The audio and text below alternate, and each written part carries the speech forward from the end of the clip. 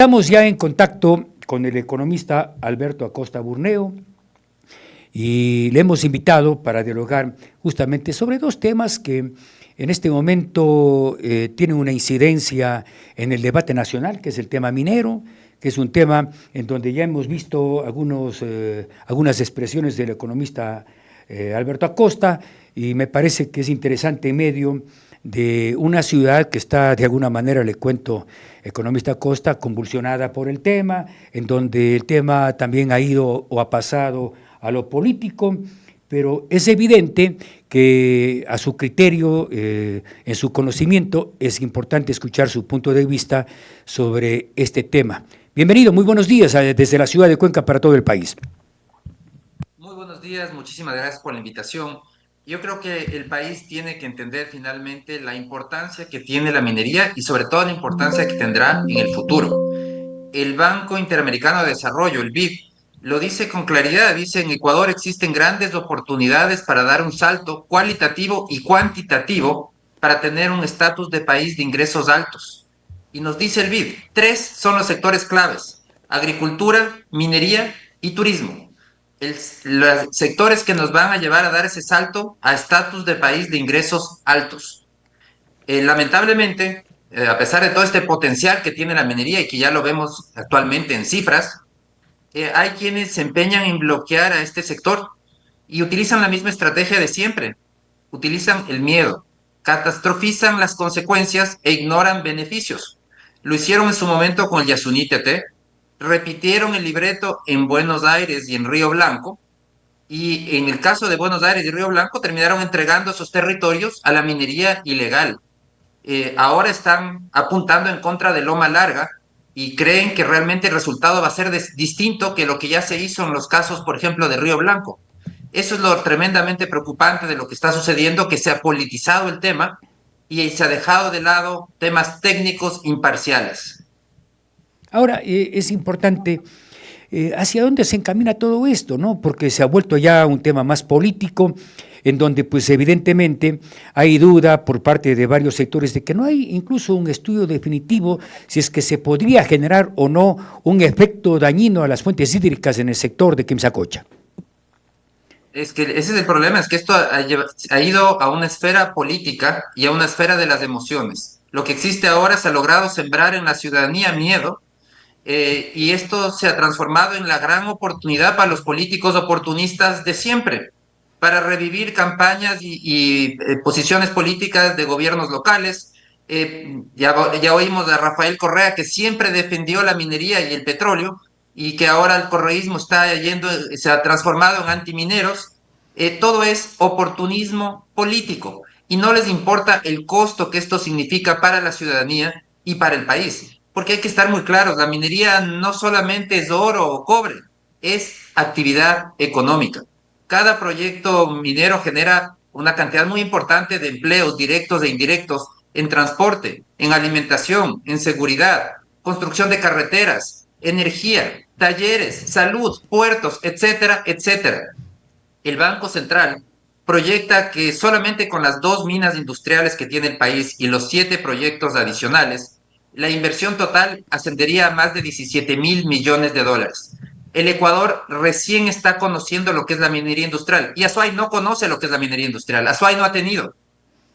Solamente existen 2 minas industriales en operación y esas están en Zamora Chinchipe. Esas son las únicas 2 minas en operación que tiene el país. No tiene más. Y solo con 2 minas en operación, vemos como ya actualmente, el año pasado, la minería representó más de 1.000 millones de dólares en impuestos fiscales. Casi más del 5% de la recaudación total del fisco es de la minería. En cuanto al empleo, la minería generó 77.000 empleos entre directos e indirectos. Y en cuanto a las exportaciones, son el quinto rubro de exportación, más de 3.000 millones de dólares. Solo con 2 minas que empezaron a operar en 2019, porque la historia industrial, de minería industrial del Ecuador empezó recién en 2019. Lo que hemos tenido hasta entonces no era minería industrial. Y lo que estamos viendo, el potencial que tiene el país de subirse en esta ola de lo que ya hicieron en su momento Perú o en Chile y poder aprovechar de un recurso que va a transformar la situación económica del Ecuador. Economista Costa, se habla de un potencial minero en el Ecuador, se habla de 600, 700 mil millones, 800 mil millones de dólares, ¿no? Esto es lo que se habla.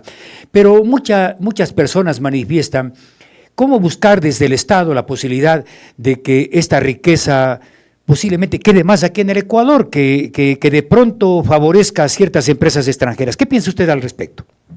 Bueno, hay que estar muy claros, la ley que se hizo durante el gobierno de Correa es muy específica en eso. Dice que todas las empresas que hacen extracción de recursos naturales, el Estado va a tener que participar de esa extracción de recursos naturales con al menos el 50% de las rentas. Es decir, el grueso va para el Estado. El resto de beneficiarios son las comunidades, son quienes proveen de servicios, porque a diferencia del petróleo, la minería requiere de muchísimo empleo directo e indirecto, muchos servicios, es muy intensiva en mano de obra. Entonces tiene un efecto dinamizador importantísimo de generación de empleo y de generación de bienestar. Entonces, por eso es que va a ser uno de los puntales dinamizadores de la economía. También el Banco Central estima que la inversión extranjera directa va a repuntar el próximo año y el siguiente de manera muy fuerte, llegando a niveles cercanos a los 1.500, 1.800 millones de dólares por año debido a la minería. Es decir, esta va a ser una fuente muy importante de dinamismo para toda la economía.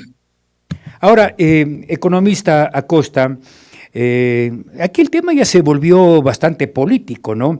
Usted había colocado en Twitter el 12 de septiembre, dice, antes de bloquear Loma Larga, exijan pruebas técnicas, la gran mentira, la minería siempre contamina y mata. El señor alcalde de la ciudad le responde, no sé si vio usted, entreguen a este ciudadano cuando pida el informe donde se prueban los cuentos del que dice hablar, las pruebas que solicita, mándenle y apando con los informes de las universidades que demuestran la conexión del agua subterránea con superficial y la contaminación que se genera y lo que está por salir en las revistas indexadas. ¿Qué dice usted? Bueno, no es sabido que en el Ecuador existe el conocimiento técnico minero porque minas industriales del Ecuador no ha tenido. ¿Por qué no piden esos estudios a instituciones internacionales imparciales que no dependan ni políticamente ni administrativamente de los gobiernos locales para tener información técnica? Lo que necesitan es información técnica, datos. Lo que necesitan es no engañarse con información que se ha politizado. Lamentablemente este tema se ha politizado con objetivos electoreros. Eso es lo que los ciudadanos no pueden caer en ese engaño. Necesitan información técnica y de países donde exista ese conocimiento y experiencia en esta actividad. Porque como digo, la minería industrial es nueva para el Ecuador. Estamos recién aprendiendo. Es natural que haya miedo. A los ciudadanos dicen es algo nuevo, nunca lo hemos tenido. Desde 2019 empezaron a operar esas dos minas. Antes no teníamos minas industriales. Entonces es una actividad realmente nueva, pero que en esos pocos años que ya está operando ha demostrado que puede transformar totalmente un territorio. Zamora Chinchipe, ya la minería representa más del 60% de su Producto Interno Bruto. Los indicadores de pago de impuestos, los indicadores de pobreza, todos son sobresalientes. La pobreza está bajando aceleradamente en esta provincia. Analicemos, visiten, que las autoridades locales que están tan activas en este tema, vayan y visiten lo que es la minería industrial, cómo se hace, cómo se la regula, porque además de esa regulación que tienen estas empresas, no solamente es en el Ecuador, es regulación internacional, porque estas empresas cotizan en bolsa y tienen que responder frente a sus accionistas internacionales. Entonces, que vean qué es, conozcan directamente de primera mano estos primeros dos proyectos que tiene el país y que vienen más. El Banco Central estima que son 7 proyectos adicionales de gran escala que están en fases avanzadas, que van a pasar pronto a construcción de mina y que esas son las que van a transformar, que incluso pronto puede ser que la minería termine sustituyendo al petróleo y estamos ante las puertas de este gran boom minero, evidentemente si es que no lo bloqueamos como hemos hecho muchas otras cosas en el pasado. Ahora, economista Costa, ¿pero qué se puede hacer? Estamos frente a una agresión en todo el territorio ecuatoriano. Se habla que 20 de las 24 provincias tienen minería y está en manos de la minería informal. Desde el punto de vista del Estado, ¿hacia dónde se tiene que encaminar para aprovechar toda esta riqueza que, bien dice usted, está dentro de los tres elementos fundamentales para el crecimiento del país: minería, agricultura y turismo? Bueno, apenas el 8% del territorio nacional ha sido explorado, el 92% está sin descubrirse. Lamentablemente en el pasado se ha cometido este error de cerrar el catastro minero. ¿Qué es lo que se hizo? Se le dijo en el Ecuador, cuando se cerró el catastro minero en el gobierno de Lenín Moreno, se le dijo no a la minería formal. Y al mismo tiempo, ¿qué se hizo? Se le dijo sí y se le abrió el país de puerta en puerta a la minería ilegal, que esa es la que ha prosperado, ha florecido. Si creemos que diciéndole no a la minería formal vamos a tener los recursos intocados, nos estamos engañando. Lo que estamos haciendo es diciéndole minería ilegal, el territorio, el país es suyo, utilícelo. Y eso es lo que hemos visto. Una minería ilegal que destruye bosques, ríos, envenena comunidades, no deja un solo centavo en beneficio del país. Esa es la que tenemos que acabar. ¿Y cómo se acaba eso? Con formalidad, con minería formal, bien regulada, con altos estándares ambientales, con tecnología de primer orden. Esa es la que tenemos que buscar. La minería industrial a gran escala, bien regulada, y también a otras escalas, pero formal, bien regulada. Ahora, sería interesante tal vez un comentario suyo. ¿Por qué no buscar que eso se fortalezca más en beneficio del Estado? Digo, yo le preguntaba hace un rato que generalmente de pronto el país, el Estado no tiene capacidad para invertir en el tema minero, pero ¿cómo buscar un mecanismo para que el país se beneficie un poco más de esa riqueza minera? La repartición de ingresos es bastante adecuada. Tenemos que siempre ver los estándares internacionales, eso es lo importante. Ser siempre competitivos, porque lamentablemente en el Ecuador nos gusta siempre irnos a los extremos. Entonces vemos cómo estamos incluso matando la competitividad minera, siendo más costosos que en otros países. Porque decimos, es que tiene que beneficiarse el Estado, cárguele más, invéntese todos los impuestos que pueda, póngale todas las regalías que pueda. Ya vemos actualmente el costo de la patente por hectárea de exploración minera en el Ecuador ya es el más alto de la región. En el Ecuador se cobra 11 dólares con 50 por la patente por hectárea, mientras que en Colombia es 6,50, en Chile 4,50 y en Perú 3 dólares. Entonces no podemos olvidarnos de la competitividad. No podemos salir del mapa minero por irnos más costosos que el resto. No matemos esta actividad que va a ser el gran boom en el corto plazo del país con estándares que no estén a niveles de la región. Tenemos que ser siempre competitivos, hay que estar muy claros, el Estado tiene una garantía de recursos sin tener que mover un solo dedo, la ley dice el Estado se va a llevar al menos el 50% de las rentas que genera esa actividad, es decir, no tiene que levantarse de su escritorio, no tiene que molestarse para tener ingresos de esta actividad. Entonces, aprovechemos. Esta actividad puede generar muchísimos ingresos. Lo que sí tenemos que hacer es garantizar que todas estas enormes rentas que está generando para el Estado y que va a seguir generando en el futuro cada vez más, se usen adecuadamente. La ley establece que tiene que haber unas regalías para las comunidades. Hay que garantizar que eso llegue en proyectos a las zonas locales, porque el problema es que muchas rentas pueden terminar quedándose solamente en el fisco, que lo utiliza en temas que no muchas veces tienen alta calidad, y en lugar de llegar eso a proyectos en zonas locales. Entonces hay que estar muy claros que hay que seguir trabajando en cómo se usan esos recursos, exigiendo un buen uso de esos recursos para que eso vaya a obras en bienestar de todas las comunidades aledañas. Ahora, la preocupación en qué va a terminar esto, en el caso de que definitivamente no haya el proceso de explotación minera en Quimsacocha, en qué va a terminar esto, se habla de minería informal, se habla de demandas internacionales, esto vale la pena explicar. Estamos claros, si es que el Ecuador viola la legislación, el estatus jurídico, la seguridad jurídica que debe existir en todo país, pues habrá consecuencias. Y en eso el Ecuador lamentablemente es experto. Olvidar los contratos y respetar contratos abiertamente cuando las condiciones políticas así lo ameritan. Lo hemos hecho infinidad de veces y nos ha costado millonarias indemnizaciones. La más reciente, 800 millones de Chevron. Hace pocos días nos acabamos de enterar. 800 millones de dólares tenemos que pagar a Chevron por todo ese irrespeto a a la legalidad que se ha hecho en el país. Y no es el caso único. Estuvo Occidental, estuvo Perenco, etcétera, etcétera. Una historial de irrespeto a la ley, al orden instituido.